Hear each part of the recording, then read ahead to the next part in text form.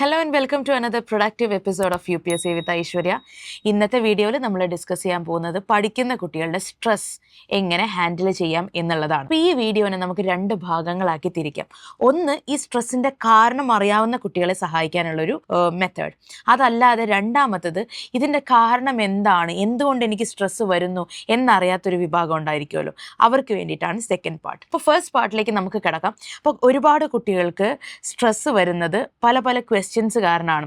ഞാൻ പഠിച്ചാൽ തീരുമോ, പഠിച്ചാൽ ഇതുവരെ തീർന്നിട്ടില്ലല്ലോ, എനിക്ക് ആവശ്യത്തിനുള്ള ബുക്സ് ഇല്ല, എനിക്ക് ടൈം ഇല്ല, വീട്ടിൽ ക്യാഷ് ഇല്ല, ഓർമ്മ നിലനിൽക്കുന്നില്ല, മറ്റുള്ളവരുടെ അത്ര എനിക്ക് കപ്പാസിറ്റി ഇല്ല. ഇങ്ങനെ കുറേ ക്വസ്റ്റ്യൻസ് ആയിരിക്കും ഇവരെ ബോദർ ചെയ്യുന്നുണ്ടാവുക. ഈ ഒരു ക്വസ്റ്റ്യൻസിന് ആൻസർ ചെയ്യാൻ പറ്റാവുന്ന ഏറ്റവും ബെസ്റ്റ് ഒരു മെത്തേഡ് ഉണ്ട്. ആ മെത്തേഡിനെയാണ് ജാസ്മിൻ ആൻഡേഴ്സൺ സ്ട്രാറ്റജി എന്ന് പറയുന്നത്. എങ്ങനെയാണെന്ന് വെച്ച് കഴിഞ്ഞാൽ, നമുക്കൊരു ബോക്സ് ക്രിയേറ്റ് ചെയ്യണം. ബോക്സ് എന്ന് വെച്ച് കഴിഞ്ഞാൽ ഫിസിക്കൽ ബോക്സ് അല്ല കേട്ടോ, ഒരു കോളം ഉണ്ടാക്കണം.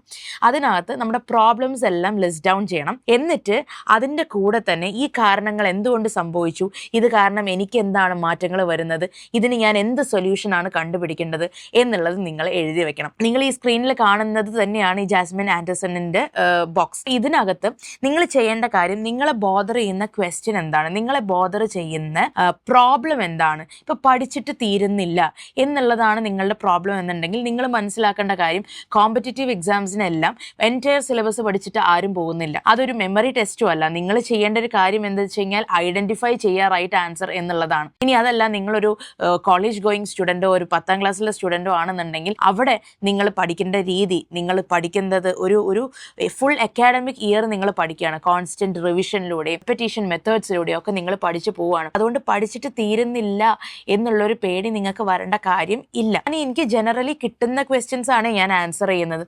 പിന്നെ ബുക്സ് ഇല്ല എന്ന് പറയുന്ന ആൾക്കാരുണ്ട്, എന്ത് ബുക്ക് പഠിക്കണം എന്നറിയില്ല എന്നുള്ളത്. ആദ്യം ബുക്സിൻ്റെ ഒരു ലിസ്റ്റ് ഉണ്ടാക്കുക. UPSC പഠിക്കുന്ന ഒരു കുട്ടികൾക്ക് ബേസിക് ആയിട്ട് വേണ്ട ബുക്സ് എന്താണ്? NCERT ബുക്സ് ആണ്. NCERT ബുക്സ് നിങ്ങൾക്ക് ഇപ്പോൾ ഫിസിക്കലി വാങ്ങിക്കാൻ പറ്റുന്നില്ല എന്നുണ്ടെന്നുണ്ടെങ്കിൽ നിങ്ങൾ എന്ത് ചെയ്യണം?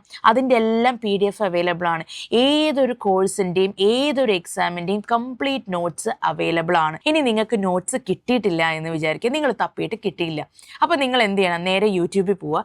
യൂട്യൂബിൽ പോയിട്ട് സെയിം ഇതിൻ്റെ ഏതെങ്കിലും ഒരു ക്ലാസ് ഉണ്ടായിരിക്കുമല്ലോ, ആ ക്ലാസ് നിങ്ങൾ നോക്കുക. ഇപ്പോൾ ഹിന്ദിയിലാണ് ക്ലാസ് എന്നുണ്ടെങ്കിലും, അതല്ലെങ്കിൽ തമിഴിലോ അല്ലെങ്കിൽ തെലുഗുലോ ഏത് ഭാഷയിലാണ് ക്ലാസ് എന്നുണ്ടെങ്കിലും അവർ നോട്ട് അതിൻ്റെ കൂടെ അറ്റാച്ച് ചെയ്തിട്ടുണ്ടായിരിക്കും. അപ്പോൾ അങ്ങനെ വേണമെങ്കിലും നിങ്ങൾക്ക് നോട്ട്സ് കളക്ട് ചെയ്യാം. ബുക്സ് ഇല്ല എന്ന് പറഞ്ഞിട്ട് ആരും പഠിക്കാതിരിക്കരുത്. ടൈം ഇല്ല എന്ന് പറയുന്ന ആൾക്കാരുണ്ട്. ടൈം ഇല്ലാത്തതിന് നമ്മൾ ഓൾറെഡി ഞാൻ എൻ്റെ വീഡിയോയിൽ പറഞ്ഞിട്ടുണ്ട്, ആക്റ്റീവ് ടൈം കൗണ്ട് ചെയ്യണം. ഇപ്പോൾ കറക്റ്റായിട്ട് എത്ര മണിക്കൂർ നിങ്ങൾക്ക് പഠിക്കാൻ കിട്ടുന്നുണ്ട് എന്നുള്ളത് നിങ്ങൾ അറിഞ്ഞിരിക്കണം. ഇത് ഞാൻ ഓൾറെഡി പറഞ്ഞിട്ടുള്ള കാര്യമാണ്. അതിൻ്റെ ലിങ്ക് ഞാൻ കൊടുത്തേക്കാം. ചില കുട്ടികൾക്ക് വീട്ടിൽ കുറച്ച് ബുദ്ധിമുട്ടുണ്ടായിരിക്കും, പഠിക്കാനുള്ള സാഹചര്യം ഒന്നും ഉണ്ടാവില്ല. അങ്ങനെയുള്ള ആൾക്കാരും പേടിക്കേണ്ട, everything is available on internet. അപ്പോൾ എന്തൊരു സാധനം, എന്തൊരു ബുക്സ് ആണെന്നുണ്ടെങ്കിലും എല്ലാം PDFs ആയിട്ടാണെങ്കിലും ക്ലാസ്സുകളായിട്ടാണെങ്കിലും ഫ്രീ ആയിട്ട് ഇന്റർനെറ്റിൽ അവൈലബിൾ ആണ്. നിങ്ങൾ സീക്ക് ഔട്ട് ചെയ്യേണ്ട താമസം മാത്രമേ ഉള്ളൂ. ഓർമ്മ നിൽക്കുന്നില്ല എന്ന് പറഞ്ഞില്ലേ, എൻ്റെ റിവിഷൻ മെത്തേഡിൻ്റെ വീഡിയോ ഒന്ന് കണ്ടു നോക്കൂ. അപ്പോൾ നിങ്ങൾക്ക് ഒരുപാട് കാര്യങ്ങൾ എങ്ങനെയൊക്കെ ചെയ്യണം എന്നുള്ളൊരു ബേസിക് ഐഡിയ കിട്ടും. അതിൻ്റെ ലിങ്കും ഞാൻ കൊടുത്തേക്കാം. പിന്നെ മറ്റുള്ളവർ എന്നേക്കാളും മുമ്പോട്ട് പോകുന്നു എന്ന് ഒരു കുട്ടി എൻ്റെ അടുത്ത് പറയുന്നു. അപ്പം അത് ഓരോരുത്തരുടെയും ബ്രെയിൻ കപ്പാസിറ്റി, ഓരോരുത്തരും കാര്യങ്ങൾ മനസ്സിലാക്കുന്നത്, പഠിക്കുന്നത് ഒക്കെ ഡിഫറെൻറ്റ് വേവ് ലെങ്ത്തിലാണ്. അപ്പോൾ അതുകൊണ്ട് മറ്റൊരാളെ വെച്ച് നിങ്ങൾ കമ്പയർ ചെയ്യേണ്ട ആവശ്യമില്ല. എസ്പെഷ്യലി കോമ്പറ്റേറ്റീവ് എക്സാമിന് ഒരിക്കലും കമ്പയർ ചെയ്യേണ്ട ആവശ്യമില്ല. ഓക്കെ, നിങ്ങൾക്ക് വേണ്ടത് ഒരു സീറ്റാണ്. ആ ഒരു സീറ്റ് കിട്ടാൻ നിങ്ങൾ എന്ത് ചെയ്യണമെന്ന് മാത്രം നിങ്ങൾ ആലോചിച്ചാൽ മതി. ഇനിയിപ്പോൾ അതല്ല, ഒരു റെഗുലർ സ്റ്റുഡൻ്റ് ആണെന്ന് വിചാരിക്കുക, കോമ്പറ്റേറ്റീവ് എക്സാമിനല്ല പ്രിപ്പയർ ചെയ്യുന്നതെന്ന് വിചാരിച്ചോളൂ. മറ്റുള്ളവരും പഠിക്കട്ടെ, ഞാനും പഠിക്കട്ടെ, ഒരുമിച്ച് വളരുക എന്നുള്ളതാണ് ഒരു പോസിറ്റീവ് ആയിട്ടുള്ള ആറ്റിറ്റ്യൂഡ്. ഒരു ഹെൽത്തി കോമ്പറ്റീഷൻ എപ്പോഴും നമ്മുടെ ചുറ്റും ഉണ്ടായാലേ നമ്മൾ പഠിക്കുകയുള്ളൂ എന്ന് വിശ്വസിച്ചിട്ട് നിങ്ങൾ മുമ്പോട്ട് പോവുക. ഓക്കെ, അപ്പോൾ ഈ ഒരു പ്രശ്നങ്ങൾ, ഇതിപ്പോൾ ഞാൻ ആകെ 3-4 പ്രശ്നങ്ങൾ മാത്രമേ നിങ്ങളുടെ കയ്യിൽ നിന്ന് കിട്ടിയ ഇൻപുട്ട് വെച്ചിട്ട് ഞാൻ പറഞ്ഞിട്ടുള്ളൂ. പക്ഷേ നിങ്ങളുടെ സ്ട്രെസ് എന്ത് കാരണം കൊണ്ടാണ്, ആ കാരണം നിങ്ങൾ എഴുതി വയ്ക്കുക. മനസ്സിലാലോചിച്ചിട്ട് കാര്യമില്ല, എഴുതി വയ്ക്കുക. എഴുതി വച്ചിട്ട് നിങ്ങൾക്ക് തോന്നുന്ന സൊല്യൂഷൻസ് എന്തൊക്കെയാണ്, 1 2 3 4 അങ്ങനെ പേരിട്ട് നിങ്ങൾ സൊല്യൂഷൻസ് എഴുതി വയ്ക്കുക. ബെസ്റ്റ് സൊല്യൂഷൻ അഡോപ്റ്റ് ചെയ്യുക, അല്ലെങ്കിൽ എല്ലാം അഡോപ്റ്റ് ചെയ്യുക. നിങ്ങൾ മനസ്സിലാക്കേണ്ടത് നിങ്ങളുടെ പ്രശ്നങ്ങൾക്കെല്ലാം ഉത്തരം നിങ്ങളുടെ കയ്യിൽ തന്നെയുണ്ട്. അത് വർക്കൗട്ട് ചെയ്യാൻ നിങ്ങൾക്ക് സാധിക്കും. ഇനി സാധിക്കുന്നില്ല എന്നുണ്ടെങ്കിൽ നിങ്ങൾ കമൻറ്റ് ബോക്സിൽ പറയൂ, നമുക്ക് അതിനെക്കുറിച്ച് വീഡിയോ ചെയ്യാം, അല്ലെങ്കിൽ അതിനെക്കുറിച്ച് ഡിസ്കസ് ചെയ്യാം. Don't worry. ഇനി രണ്ടാമതൊരു ഗ്രൂപ്പ് ഓഫ് ആൾക്കാരുണ്ടെന്ന് ഞാൻ പറഞ്ഞില്ലേ, എന്തുകൊണ്ട് സ്ട്രെസ്സ് വരുന്നു എന്നുള്ളത് അവർക്കൊരു പിടിയില്ല. അവർക്ക് ഭയങ്കര ബുദ്ധിമുട്ടുണ്ട്, ആങ്സൈറ്റി ഉണ്ട്, എല്ലാം ഉണ്ട്. പക്ഷേ അത് എന്തുകൊണ്ട് സംഭവിക്കുന്നു എന്ന് അവർക്ക് അറിയില്ല. അങ്ങനെയുള്ള സ്റ്റുഡൻസിന് പ്രോബ്ലം സൊല്യൂഷൻ മെത്തേഡ് ഒന്നും അപ്ലൈ ചെയ്യാൻ പറ്റില്ല. അപ്പോൾ ഏറ്റവും ബെസ്റ്റ് കാര്യം എന്താണെന്ന് വെച്ച് കഴിഞ്ഞാൽ, ഇപ്പോൾ ഹാർഡ്വേർഡ് യൂണിവേഴ്സിറ്റിയുടെ വെബ്സൈറ്റിൽ അവരൊരു സ്റ്റുഡൻറ്റ് എങ്ങനെയാണ് സ്ട്രെസ് ഹാൻഡിൽ ചെയ്യേണ്ടതെന്ന് പറയുന്നുണ്ട്. കുറച്ച് മെത്തേഡ്സ് ഞാൻ പറഞ്ഞുതരാം. ഒരു മെത്തേഡ് അതിനകത്ത് പറയുന്നത് ജേർണലിങ്ങിനെ കുറിച്ചാണ്. അപ്പോൾ ജേർണലിംഗ് എന്ന് പറയുമ്പോൾ നമ്മുടെ അഫർമേഷൻസ്, നമ്മൾ ചെയ്യാൻ ഉദ്ദേശിക്കുന്ന കാര്യങ്ങൾ, നമ്മുടെ മാനിഫെസ്റ്റേഷൻസ്, നമ്മുടെ ഹാപ്പിനെസ്, ഇതെല്ലാം നമ്മൾ എഴുതി വെക്കുക എന്നുള്ളതാണ്. ഇപ്പം നമ്മൾ ഒരു ദിവസം എൻറ്റയർ ഡേ നിങ്ങൾ സ്പെൻഡ് ചെയ്തിട്ട് ആ എൻറ്റയർ ഡേയിൽ നെഗറ്റീവായിട്ട് സംഭവിക്കുന്ന കാര്യങ്ങളെല്ലാം നിങ്ങളുടെ തലയിൽ രജിസ്റ്റേർഡ് ആയിരിക്കും. പക്ഷെ നിങ്ങൾ ആലോചിച്ചിട്ടുണ്ടോ, പോസിറ്റീവായിട്ടുള്ള കാര്യങ്ങൾ നിങ്ങൾ ചിന്തിക്കുന്നുണ്ടോ? ഇന്നത്തെ ദിവസം നിങ്ങൾക്ക് നടന്ന ബെസ്റ്റ് കാര്യം എന്താണ്, ബെസ്റ്റ് മൊമെൻ്റ് എന്താണ്, അല്ലെങ്കിൽ നിങ്ങൾ പഠിച്ചിട്ട് ഇന്ന് അച്ചീവ് ചെയ്തിട്ടുള്ള ബെസ്റ്റ് കാര്യങ്ങൾ എന്താ?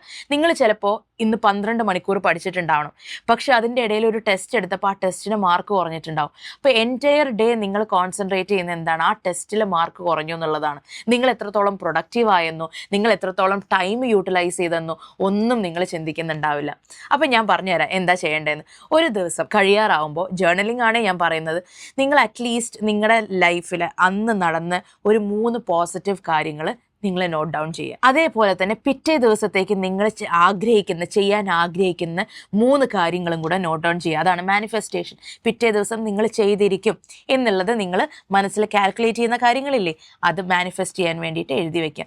നിങ്ങൾ മനസ്സിലാക്കേണ്ട കാര്യം, ഇതിലൂടെ ഹാപ്പിനെസ് ഓട്ടോമാറ്റിക്കലി വരും. ജഡ്ജ് ചെയ്യരുത്, ചെയ്ത് നോക്കാതെ നിങ്ങൾ ജഡ്ജ് ചെയ്യരുത്. രണ്ടാമത്തെ കാര്യം പറയുന്നത് എക്സസൈസിനെ കുറിച്ചാണ്. അപ്പോൾ ഈ ഒരു വെബ്സൈറ്റിൽ പറയുന്നത് എക്സസൈസ് ഏത് രീതിയിൽ വേണമെങ്കിലും ആവാം. അപ്പോൾ ഞാൻ നിങ്ങൾക്ക് സജസ്റ്റ് ചെയ്യുന്നത് സ്ട്രെസ് റിലീവിങ് യോഗയാണ്. ഇതിൻ്റെ യൂട്യൂബ് ലിങ്കും ഞാൻ കൊടുത്തേക്കാം.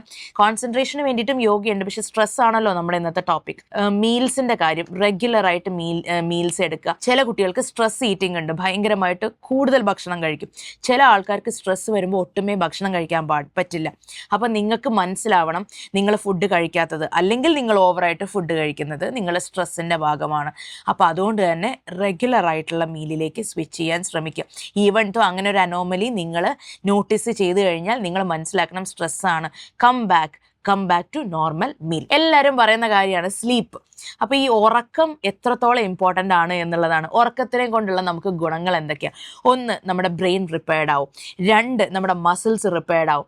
3, മെമ്മറി റിട്ടൻഷൻ അത് ചെയ്യാൻ സാധിക്കും. മെമ്മറി കൺസോളിഡേറ്റ് ചെയ്തിട്ട് മെമ്മറി റിട്ടൻഷൻ ചെയ്യാൻ വേണ്ടിയിട്ട് സ്ലീപ്പിന് സാധിക്കും. ഞാൻ മുമ്പത്തെ എൻ്റെ വീഡിയോസിൽ പവർ നാപ്പിനെ കുറിച്ച് പറഞ്ഞിട്ടുണ്ട്.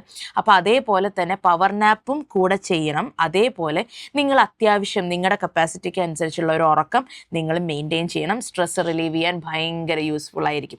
ഹാർഡ്വേർഡ് യൂണിവേഴ്സിറ്റിയുടെ സൈറ്റിൽ പറയുന്ന മറ്റൊരു മെത്തേഡാണ് മെഡിറ്റേഷൻ.